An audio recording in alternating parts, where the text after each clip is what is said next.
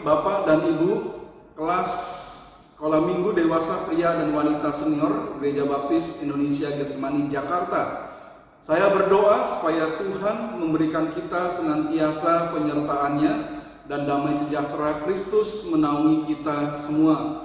Di masa wabah penyakit seperti sekarang, saya tetap mengingatkan supaya kita menjaga kesehatan kita masing-masing, terutama kesehatan rohani kita juga, untuk tetap dekat dengan Tuhan. Kita setia membaca firman Tuhan, menghafalnya, merenungkannya, dan melakukannya, serta kita memiliki hubungan yang istimewa dengan Kristus melalui doa-doa kita. Dan saya juga berdoa supaya kita dalam keadaan sehat jasmani. Jagalah kesehatan kita masing-masing di wabah penyakit seperti sekarang. Kita berusaha jika tidak penting, tidak keluar meninggalkan rumah, atau sekalipun harus meninggalkan rumah, kenakanlah penutup wajah, dan juga baik kalau mengenakan face shield, ya, pelindung wajah, hingga kita bisa sehat. Dan ketika kita menemui tempat di mana kita bisa mencuci tangan dengan sabun, gunakanlah sesering mungkin. Ketika kita kembali ke rumah, cuci tangan dan juga membasuh tubuh kita supaya kita bersih. Dan jagalah jarak ketika harus berbicara dengan orang lain. Kita tetap menjaga kesehatan kita, hindarilah kerumunan yang banyak orang, supaya kita tidak menjadi sakit di tengah-tengah wabah penyakit seperti sekarang. Tapi saya berdoa supaya damai sejahtera Kristus melindungi kita semua, hingga kita menjalani hidup ini dengan nyaman dan tahu bahwa Tuhan bersama-sama dengan kita. Bapak Ibu, pada pagi hari ini kita mau belajar bersama-sama tentang cara hidup peserta perjamuan Tuhan dari 1 Korintus pasal 10 ayat 1 sampai dengan ayat yang ke-33. Silakan membuka Alkitab kita di bagian firman Tuhan tersebut dan kita akan belajar bersama-sama pagi ini. Sebelumnya kita akan berdoa supaya Tuhan menyertai kita dalam pembelajaran Alkitab. Mari kita berdoa bersama.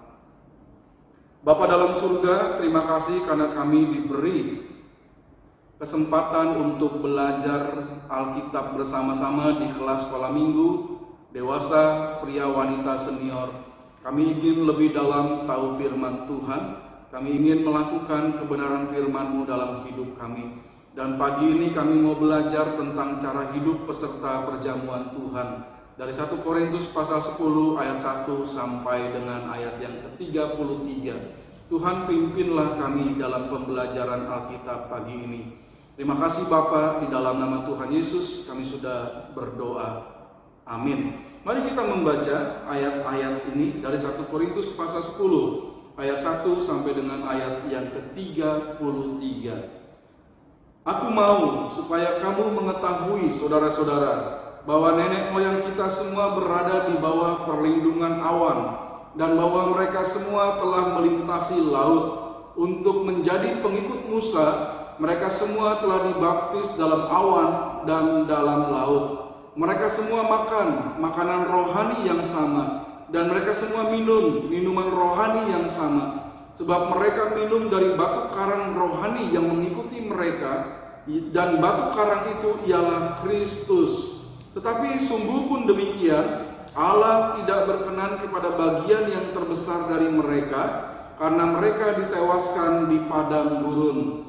Semuanya ini telah terjadi sebagai contoh bagi kita, untuk memperingatkan kita, supaya jangan kita menginginkan hal-hal yang jahat seperti yang telah mereka perbuat, dan supaya jangan kita menjadi penyembah-penyembah berhala, sama seperti beberapa orang dari mereka.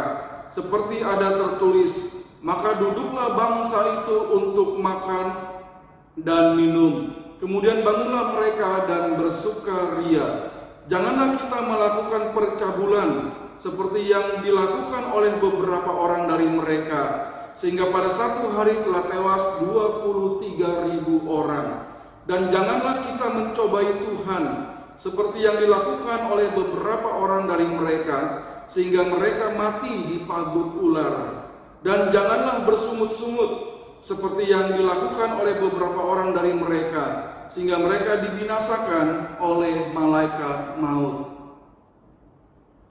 Semuanya ini telah menimpa mereka sebagai contoh dan dituliskan untuk menjadi peringatan bagi kita yang hidup pada waktu di mana zaman akhir telah tiba. Sebab itu siapa yang menyangka bahwa ia teguh berdiri, hati-hatilah supaya ia jangan jatuh. Pencobaan-pencobaan yang kamu alami ialah pencobaan-pencobaan biasa yang tidak melebihi kekuatan manusia. Sebab Allah setia, dan karena itu Ia tidak akan membiarkan kamu dicobai melampaui kekuatanmu. Pada waktu kamu dicobai, Ia akan memberikan kepadamu jalan keluar, sehingga kamu dapat menanggungnya. Karena itu, saudara-saudaraku yang kekasih, jauhilah penyembahan berhala. Aku berbicara kepadamu sebagai orang yang bijaksana. Pertimbangkanlah sendiri apa yang aku katakan. Bukankah cawan pengucapan syukur yang atasnya kita ucapkan syukur adalah persekutuan dengan darah Kristus? Bukankah roti yang kita pecah-pecahkan adalah persekutuan dengan tubuh Kristus? Karena roti adalah satu, maka kita sekalipun banyak adalah satu tubuh, karena kita semua mendapat bagian dalam roti yang satu itu. Perhatikanlah bangsa Israel menurut daging. Bukankah mereka yang makan apa yang dipersembahkan mendapat bagian dalam pelayanan mezbah? Apakah yang dimaksudkan dengan perkataan itu? Bahwa persembahan berhala adalah sesuatu? Atau bahwa berhala adalah sesuatu? Bukan. Apa yang dimaksudkan ialah bahwa persembahan mereka adalah persembahan kepada roh-roh jahat, bukan kepada Allah. Dan aku tidak mau bahwa kamu bersekutu dengan roh-roh jahat. Kamu tidak dapat minum dari cawan Tuhan dan juga dari cawan roh-roh jahat. Kamu tidak dapat mendapat bagian dalam perjamuan Tuhan dan juga dalam perjamuan roh-roh jahat. Atau maukah kita membangkitkan cemburu Tuhan? Apakah kita lebih kuat daripada Dia? Segala sesuatu diperbolehkan, benar, tetapi bukan segala sesuatu berguna. Segala sesuatu diperbolehkan, benar, tetapi bukan segala sesuatu membangun. Jangan seorang pun yang mencari keuntungannya sendiri, tetapi hendaklah tiap-tiap orang mencari keuntungan orang lain. Kamu boleh makan segala sesuatu yang dijual di pasar daging tanpa mengadakan pemeriksaan karena keberatan-keberatan hati nurani. Karena bumi serta segala isinya adalah milik Tuhan. Kalau kamu diundang makan oleh seseorang yang tidak percaya dan undangan itu kamu terima, makanlah apa saja yang dihidangkan kepadamu tanpa mengadakan pemeriksaan karena keberatan-keberatan hati nurani. Tetapi kalau seorang berkata kepadamu, itu persembahan berhala, janganlah engkau memakannya, oleh karena dia yang mengatakan hal itu kepadamu dan karena keberatan-keberatan hati nurani. Yang aku maksudkan dengan keberatan-keberatan bukanlah keberatan-keberatan hati nuranimu sendiri, tetapi keberatan-keberatan hati nurani orang lain itu. Mungkin ada orang yang berkata, mengapa kebebasanku harus ditentukan oleh keberatan-keberatan hati nurani orang lain? Kalau aku mengucap syukur atas apa yang aku turut memakannya, mengapa orang berkata jahat tentang aku karena makanan yang atasnya aku mengucap syukur? Aku menjawab, jika engkau makan, atau jika engkau minum, atau jika engkau melakukan sesuatu yang lain, lakukanlah semuanya itu untuk kemuliaan Allah. Janganlah kamu menimbulkan syiak dalam hati orang, baik orang Yahudi atau orang Yunani maupun jemaat Allah. Sama seperti aku juga berusaha menyenangkan hati semua orang dalam segala hal, bukan untuk kepentingan diriku, tetapi untuk kepentingan orang banyak, supaya mereka beroleh selamat. Bapak Ibu, mari kita bahas pelajaran kita pada pagi hari ini. Saya ingin mengajak kita memahami terlebih dahulu tentang pengertian cara hidup peserta perjamuan Tuhan. Gereja Baptis Indonesia yang tergabung di dalam gabungan Gereja Baptis Indonesia memiliki peraturan bahwa peserta perjamuan Tuhan adalah orang-orang yang sudah percaya kepada Yesus sebagai Tuhan dan Juru Selamatnya secara pribadi, dan kemudian orang itu sudah dibaptiskan dengan cara diselamkan, dan orang itu bisa mengikuti perjamuan Tuhan. Nah, peserta perjamuan Tuhan harus memiliki cara atau gaya hidup yang nampak dalam pola tingkah laku sehari-hari di dunia ini. Cara hidup yang ditampilkan oleh peserta perjamuan Tuhan itu harus sesuai dengan firman Tuhan dan menyatakan Yesus di dalam dirinya, di dalam hidupnya. Kita perlu memahami bahwa perjamuan Tuhan dalam Gereja Baptis Indonesia merupakan upacara agung gereja yang kedua. Perjamuan Tuhan biasanya dilakukan kapan saja, dalam arti tidak setiap minggu, supaya perjamuan Tuhan itu tidak menjadi kebiasaan rutin dan kehilangan makna di dalamnya, karena kita melakukannya setiap minggu. Tetapi juga perjamuan Tuhan tidak terlalu lama jangka waktu untuk melakukannya, supaya kita bisa terus mengenang tentang pengorbanan Kristus yang terdapat di dalam perjamuan Tuhan itu. Nah, waktunya biasanya ketika gereja mengadakan pembaptisan, di situ diadakan perjamuan Tuhan bersamaan setelah pembaptisan dilakukan. Dan juga dalam Jumat Agung, ya, gereja melakukan perjamuan Tuhan, dan ada gereja yang kemudian mengaturnya secara 3 bulan sekali.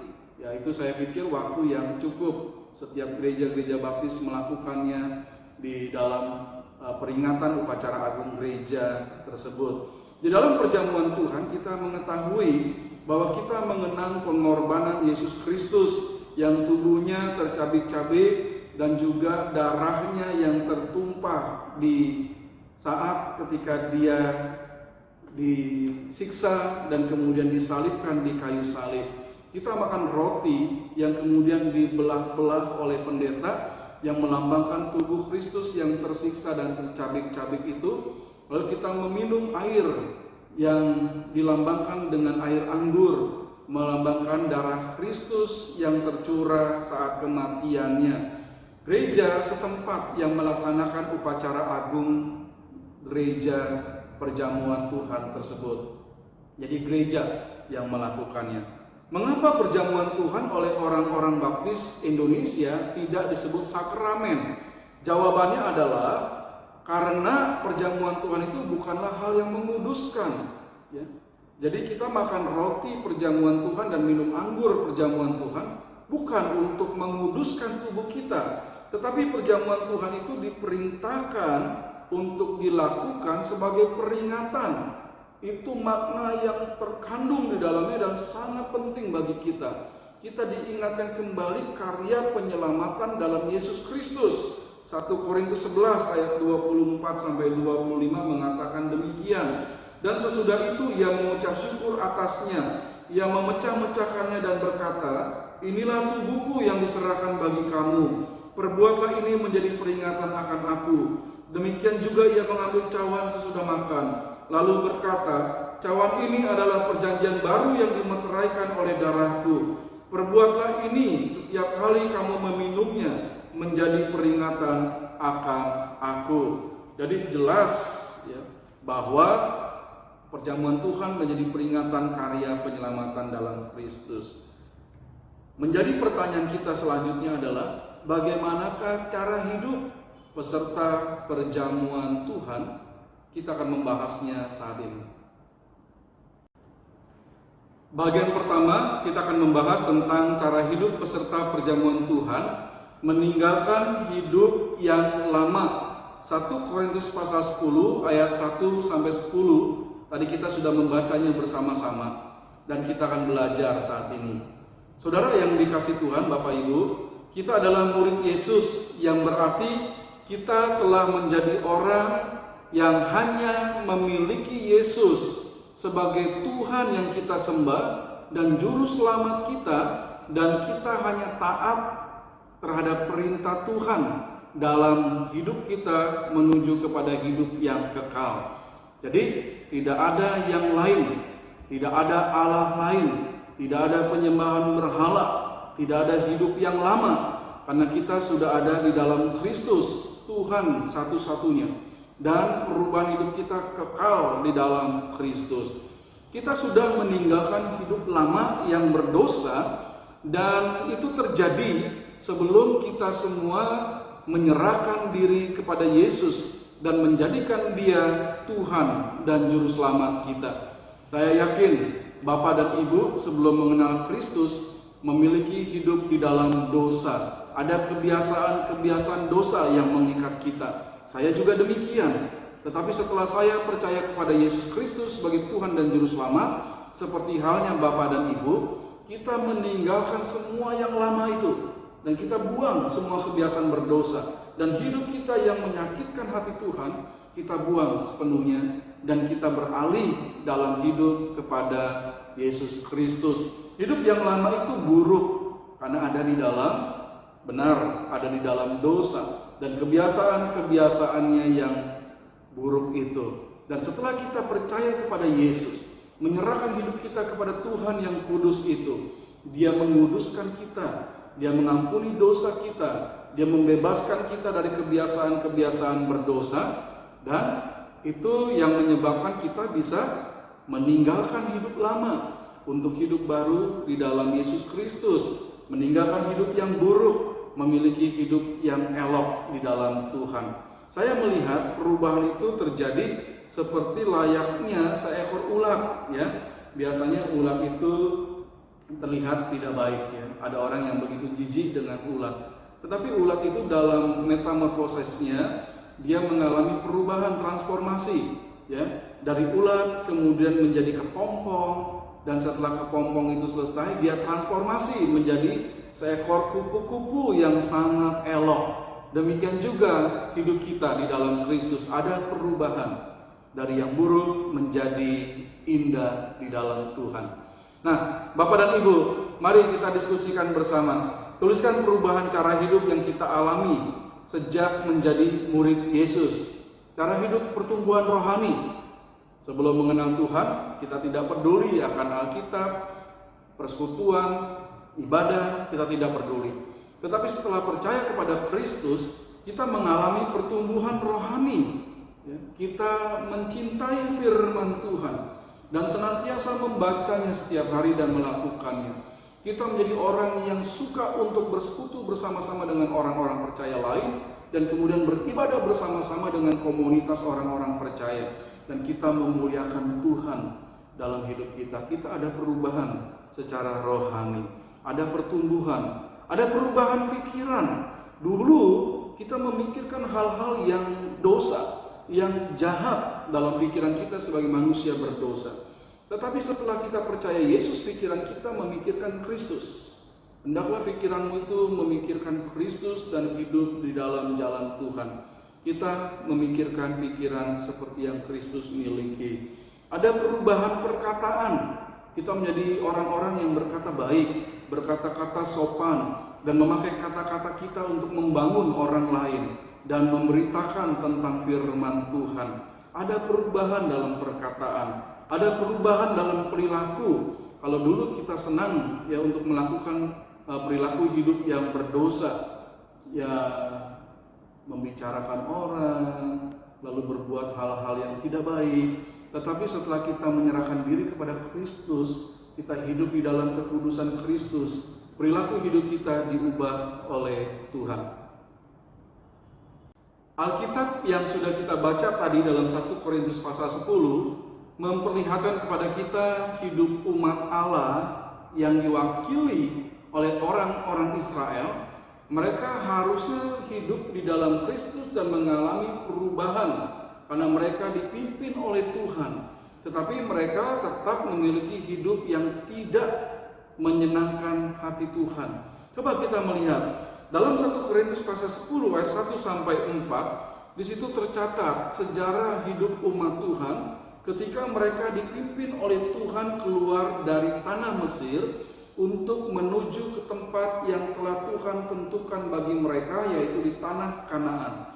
Dalam perjalanan itu, firman Tuhan berkata bahwa mereka sudah menjadi umat Allah seharusnya, karena mereka sudah disertai oleh Tuhan, yang bersama-sama dikatakan mereka ada dalam lindungan awan Tuhan. Dan kemudian mereka juga dinyatakan telah mengalami laut yang mereka seberangi sebagai tanda pembaptisan mereka. Mereka semua sudah menyeberangi laut itu, ya. Dan mereka sudah makan makanan rohani yang sama. dari Tuhan yang terus memimpin mereka secara langsung, dan mereka minum minuman rohani yang sama dari firman Tuhan yang diberitakan, disampaikan kepada mereka. Dan harusnya orang-orang ini memiliki cara hidup sebagai umat Allah. Tetapi bagaimana firman Tuhan mencatat? Mereka tidak mengalami perubahan hidupnya. Hidup lamanya tetap ada dalam diri mereka. Ini menyedihkan. Kalau ada orang yang mengaku orang percaya, orang Kristen, tapi hidupnya tidak berbeda dengan orang-orang yang ada dalam dosa. Atau orang itu sudah mengaku orang percaya Yesus, tetapi hidupnya masih sama dengan cara hidup berdosa sebelum dia percaya kepada Tuhan Yesus. Nah, firman Tuhan menyatakan bahwa Tuhan tidak berkenan kepada umat Israel karena mereka tidak hidup sesuai dengan kehendak Allah. Kehidupan apa saja yang dinyatakan oleh firman Tuhan yang menandakan bahwa orang-orang Israel atau umat Allah itu tidak mengalami perubahan hidup. Sekalipun mereka sudah di bawah pimpinan Tuhan, tapi mereka tetap memberontak, tetap melawan Tuhan. Apa yang terjadi dengan mereka? Mari lihat apakah hidup yang dilakukan oleh umat Israel itu yang tidak diperkenan oleh Allah. 1 Korintus pasal 10 ayat 5-10 mencatat bahwa mereka itu masih menginginkan dan berbuat hal-hal jahat. Saya berdoa, saya berharap saya, bapak-bapak dan ibu, tidak lagi memiliki hidup yang seperti itu, selalu memikirkan dan ingin berbuat hal-hal yang jahat. Jangan, ya. Lalu orang Israel itu masih menyembah berhala. Kita nggak boleh sebagai orang yang percaya Yesus lalu kemudian punya sesuatu yang kita jadikan seperti Tuhan kita. Berhala-berhala zaman sekarang apa ya? Ya, bisa kedudukan, ya, kita jadikan begitu penting dalam hidup kita. Bisa jadi juga keluarga. Wah, ini keluarga ini yang menjadi utama dalam hidup saya, yang sangat saya perhatikan, saya pedulikan. Itu nggak salah kita perhatikan atau pedulikan keluarga, tetapi mereka tetap berada di bawah Tuhan. Tuhanlah yang utama bagi kita. Ya, jangan sampai juga handphone, ya, handphone atau yang lain sebagainya itu kita jadikan seperti Tuhan yang begitu kita utamakan dalam hidup dan menjadikannya berhala dalam hidup kita. Nah, kemudian firman Tuhan juga mengatakan orang-orang Israel itu masih melakukan percabulan. Ini dosa secara seksual, ya. Mereka melakukan perbuatan-perbuatan yang tidak diperkenan Tuhan dalam hal seksual. Mereka berzina satu sama lain, mereka melakukan dosa-dosa seksual lainnya. Lalu mereka mencobai Tuhan, ya. Mereka mau sesuatu, mereka marah kepada Tuhan dan mereka berkata apa? Tuhan ada enggak? Nah, itu nggak boleh dalam hidup kita sebagai orang percaya. Ya. Lalu kemudian orang Israel itu hidup dalam bersungut-sungut, mengeluh terus, nggak pernah merasa puas terus. Kalau ada apa-apa salahkan Tuhan, salahkan pemimpin. Nah, ini hidup lama yang tidak berubah. Saya berdoa, saya, Bapak dan Ibu, tidak lagi memiliki hidup-hidup yang seperti itu, perbuatan-perbuatan yang tidak diperkenan Tuhan. Kita perlu meninggalkan hidup yang lama itu, dan hidup seperti itu adalah hidup lama yang kita sudah buang. Sebelum kita percaya Yesus, kita memang ada seperti itu. Tetapi setelah percaya Yesus, kita hidup di dalam Tuhan dan mengalami perubahan sebagai peserta perjamuan Tuhan.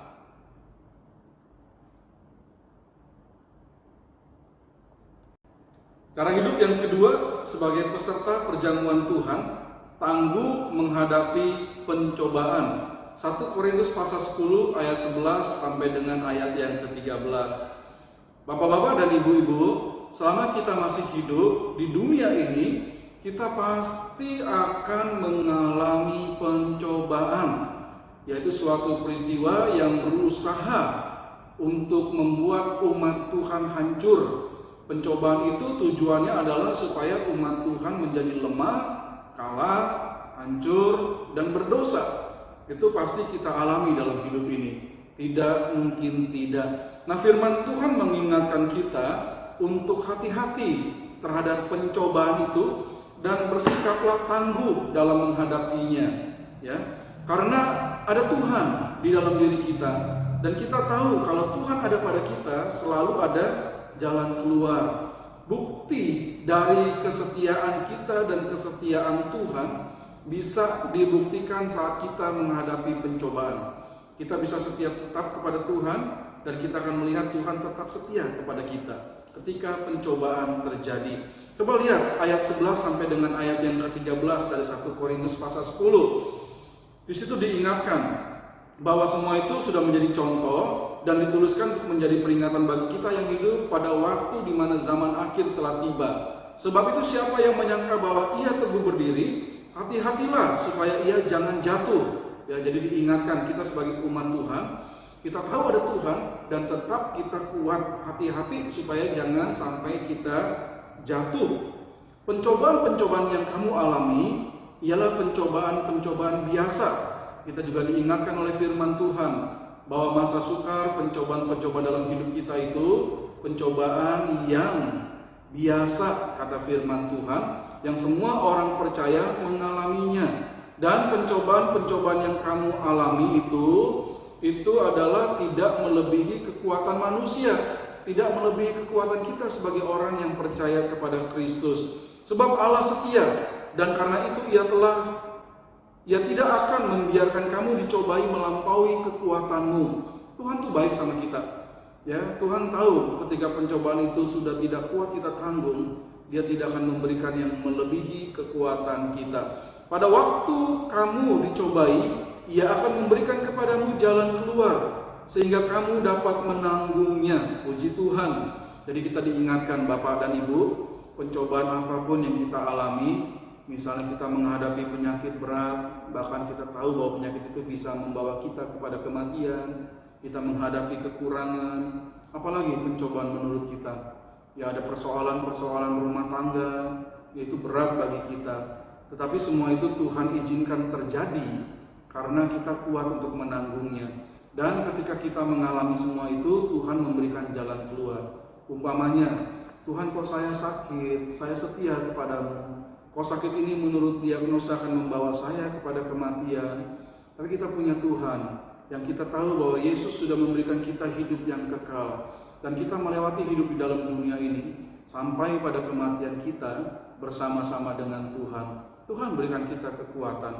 Kita sudah diingatkan oleh firman Tuhan sebagai peserta perjamuan Tuhan yang memiliki Kristus dalam hidup kita supaya kita menjadi tangguh ketika kita menghadapi pencobaan. Ya, tangguh itu artinya apa? Kuat, ya, tabah, sabar, ikhlas, dan mau menjalaninya dengan berserah kepada kehendak Tuhan. Itu artinya tangguh. Ya, kita jalanilah hidup ini apapun yang terjadi bersama-sama dengan Tuhan dan kehendak Tuhan saja yang terjadi atas kita. Orang yang tangguh tahu bahwa apa yang terbaik itu adalah kehendak Tuhan. Jika Tuhan berkehendak, maka tidak ada yang dapat membatalkannya. Mengeluh bukanlah cara yang meringankan beban kita. Kalau kita mengeluh, itu akan menambah beban dalam hidup kita. Coba kita bayangkan ya, kita punya masalah sudah berat, dan masalah berat itu kita tambah lagi dengan keluhan, jadi lebih berat. Kita sudah tahu ada penyakit, itu nggak menyenangkan. Lalu kita mengeluh atas penyakit itu, kita tambah keluhan. Penyakit itu lebih berat lagi bagi kita. Jadi tangguhlah, sabarlah, tabahlah, kuatlah dalam menghadapi hidup ini bersama dengan Tuhan. Kita tangguh menghadapi pencobaan. Yang ketiga, cara hidup peserta perjamuan Tuhan dalam hidup sehari-hari. Apa yang Tuhan inginkan dalam 1 Korintus pasal 10 ayat 14 sampai dengan ayat yang ke-33. Yang pertama, kalau kita melihat 1 Korintus 10 ayat 14 sampai 17, lawan mengeluh itu apa? Mengucap syukur, ya. Kita menjalani hidup ini dengan pengucapan syukur. Ketika kita mengikuti perjamuan Tuhan, ya, kita tahu bahwa ini ada roti yang melambangkan tubuh Kristus yang menderita untuk menggantikan penderitaan kita. Kita bersyukur bahwa Tuhan mengasihi kita dan Dia sendiri mau menderita bagi kita. Ketika kita akan meminum perjamuan Tuhan yang melambangkan darah Yesus yang tertumpah disalibkan untuk menggantikan kematian kita, menebus kita dari kematian akibat dosa, kita bersyukur bahwa kita tidak lagi mengalami kematian akibat dosa kita, karena Yesus Kristus sudah menebus kita. Jadi perjamuan Tuhan itu mengingatkan kepada saya, Bapak dan Ibu, untuk senantiasa mengucap syukur kepada Tuhan. Karena karya Tuhan itu kita dianugerahkan keselamatan di dalam hidup ini. Dan kita terus sedang membangun persekutuan dengan Yesus Kristus yang erat. Karena kita sudah menerima pengorbanan Tuhan Yesus dalam hidup kita. Kita fokus kepada Tuhan dalam hidup kita sehari-hari. 1 Korintus 10 ayat 18 sampai 20 mengingatkan kita akan hal itu, ya, bahwa tidak ada Tuhan lain, tidak ada penyembahan lain selain hanya kepada Kristus saja. Dan fokus hidup kita hanya Tuhan Yesus saja. Tuhan yang sudah menyelamatkan kita, bukan roh-roh jahat, bukan berhala-berhala. Kita fokus hanya kepada Tuhan. Dan orang percaya diingatkan tidak boleh mengabdi kepada dua tuan. Kita hanya punya satu Tuhan penguasa diri dan hidup kita, yaitu Tuhan Yesus. Fokus kita hanya Tuhan Yesus. Yang ketiga, dalam hidup kita sehari-hari diingatkan dalam 1 Korintus pasal 10 ayat 21 sampai 33, jangan menjadi batu sandungan untuk orang lain. Kita sudah dibebaskan dari dosa oleh pengorbanan Yesus. Dan kemudian firman Tuhan menegaskan kita untuk hidup menjadi berkat bagi banyak orang yang ada di sekitar kita, supaya banyak orang yang diselamatkan oleh Kristus, ya.